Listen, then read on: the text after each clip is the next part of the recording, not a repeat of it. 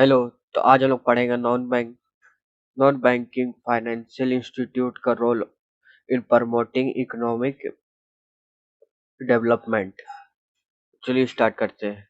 Evolution the role of non banking financial institute in promoting economic development. NVS. NVS it means होता है non banking financial institution.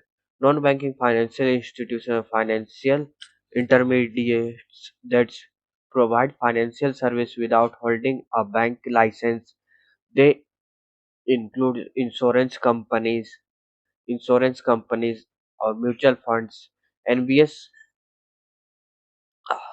house financing firms and development financial institutions. They plays a crucial role in supporting economic growth.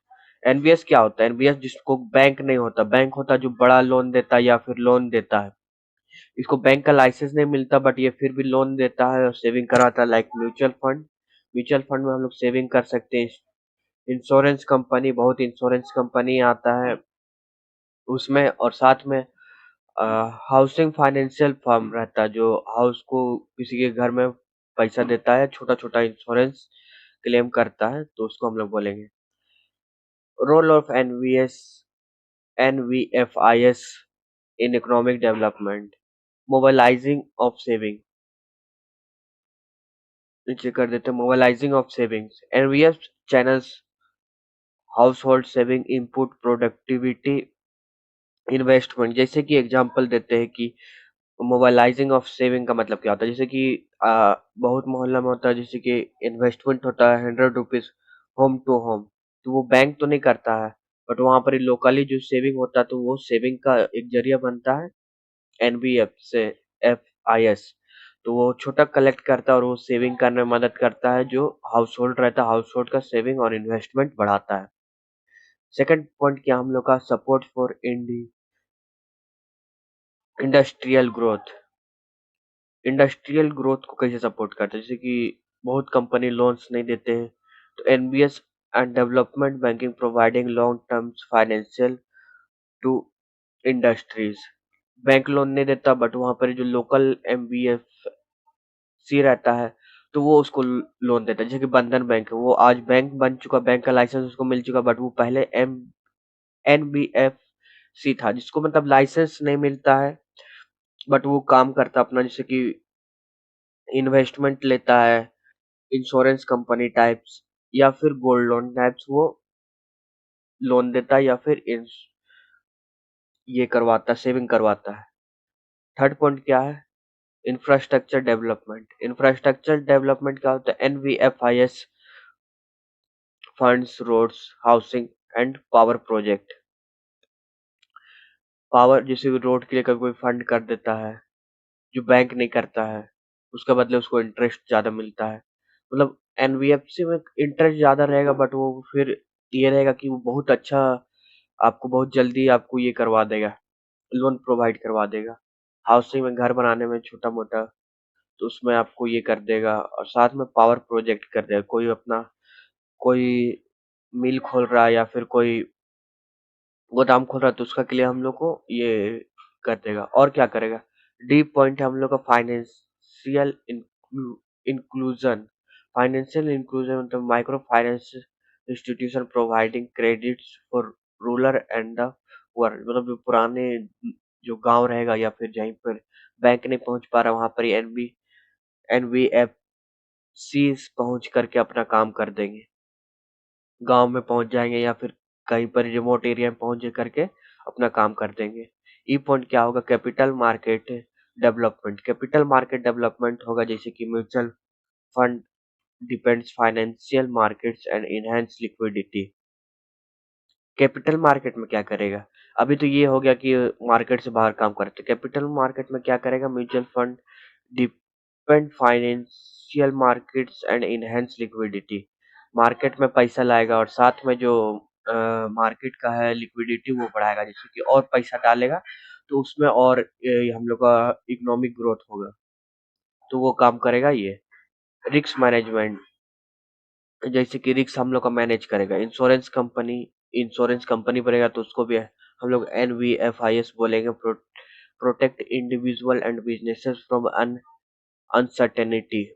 जैसे कि हम लोग insurance करवाएंगे तो उसको cover करेगा, इंश्योर करेगा कि कुछ भी आपको प्रॉब्लम होता है तो हम उसको पैसा रिटर्न कर देंगे जितना का उसका लॉस हुआ है या जितना का वो कवर लिया है।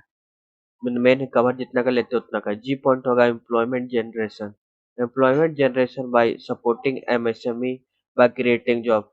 छोटा छोटा बिजनेसेस को लोन देगा, छोटा छोटा MSMEs को लोन देगा और क्रिएट करेगा जॉब। जैसे कि हम लोग ज्यादा लोन देंगे तो वो अपना धंधा बढ़ाएगा तो उससे हम लोग क्या होगा, क्रिएट होगा job.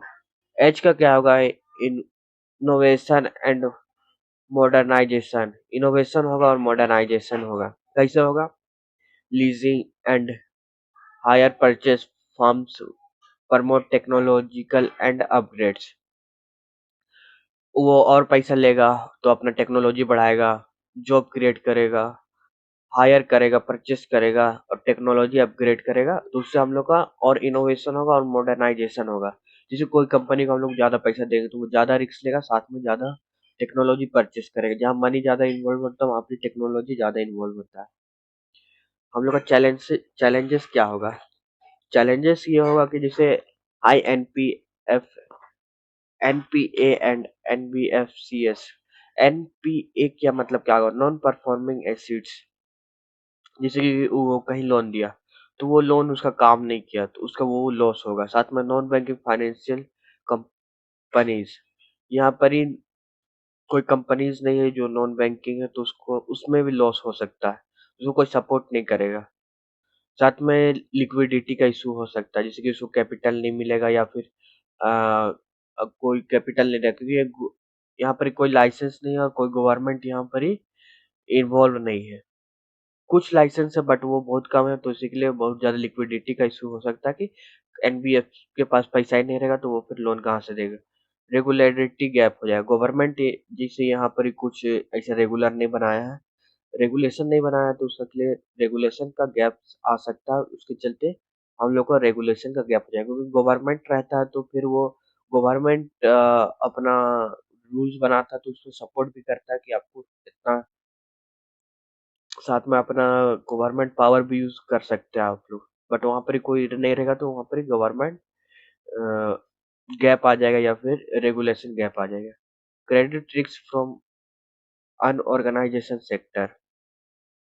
Credit risk from unorganise sector मतलब अनऑर्गेनाइज जो सेक्टर रहेगा उसमें बहुत ज्यादा रिस्क आ सकता है। रिस्क आ सकता है कैसे, जैसे कि हम किसी को पैसा दिए, वो भाग गया तो गवर्नमेंट तो नहीं देख रहा है ना, हम उससे कुछ ऐसा कंप्लाइंसेस लिए थे या फिर कुछ ऐसा चीज लिए थे जो कि हम उसको कर सकते या फिर कुछ और कर सकते। 1 लाख 2 लाख का है नहीं कि हम उससे कुछ पेपर या सोना ले सकते हैं। 5-10 हजार का है होगा तो फिर हम उससे बहुत ज्यादा कुछ ना कुछ ले या फिर नहीं ले हम तो उसको दे देंगे ट्रस्ट पे, तो यहाँ पर एक क्रेडिट इशू आ सकता है। साथ में अनऑर्गेनाइज सेक्टर की वजह से ये इशू आ सकता है। कंक्लूजन क्या है, लास्ट में कंक्लूजन की बात कर रहे हैं। NBFIs are essential pillars of economic development. They complements banks by offering flexibility, credit, promoting investment, supports industry, and enhance financial inclusion, strengthening regulation and risk management with further boost their role in Indian growth। 25% बोला जाता है कि मतलब जो NBFIs है वो support करता है, और जितना ज्यादा हम लोग पैसा बांटेंगे उतना ज्यादा हम लोग का इंडस्ट्री बढ़ेगा, एम्प्लॉयमेंट बढ़ेगा, क्रेडिट बढ़ेगा, प्रमोटिंग होगा इन्वेस्टमेंट क्योंकि हम लोग इन्वेस्टमेंट भी ले रहे हैं तो इसके वजह से हम लोग का साथ में इन्वेस्टमेंट भी बढ़ेगा तो उसके वजह से हम लोग को ज्यादा ये मिलेगा, बूस्ट मिलेगा हम लोग का इकोनॉमिक को, और और ज्यादा हम लोग का ग्रोथ होगा कंट्री का। Thank you for watching this video, have a nice day. मिलते हैं नेक्स्ट वीडियो में, बाय। पूरा नोट्स आप एक बार और देख लीजिए यहाँ से, सॉरी, एवोल्यूशन ऑफ रोल एक पेज, तो यहीं तक है।